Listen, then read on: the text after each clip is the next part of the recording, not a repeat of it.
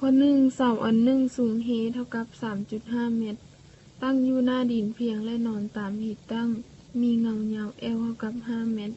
จงคิดไล่ระดับสูงคิดเป็นองศาของตาเวนโดยเทียบใส่หน้าดินถ้าเสาดังกล่าวสูงเฮและตาเวนอยู่ระดับอัลฟา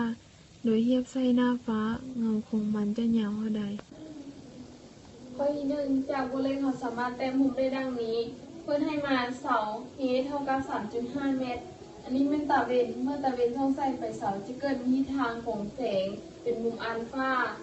จะเกิดมีเงาอยู่พื้น L เท่ากับ 5 เมตรสิ้นเป็นข้างของหน้าของมุมอัลฟาโกดเป็นข้างที่แปะของมุมอัลฟาจะได้ตั้งอัลฟาเท่ากับสิ้นอัลฟาส่วนโกดอัลฟาเท่ากับ BC ส่วน AB เท่ากับ H ส่วน L แทนค่าเท่ากับ 3.5 หาร 5 เท่ากับ 0.7 ตั้งอัลฟาเท่ากับ 0.7 เท่ากับ 34.99 องศาเทียบเท่า 35 องศาอัลฟาเท่ากับ 35 องศาถ้าเสาดังกล่าวสูงเฮดของดวงตาเวนเงาของมันจะยาวเท่าไหร่อันนี้เป็นเสาที่เพื่อนให้มาเฮดเท่ากับ 3.5 เมตรอันนี้เป็นตาเวนเมื่อตาเวนส่องใส่เสาจะเกิดเป็นมุมอัลฟาที่หน้าฟ้าจะได้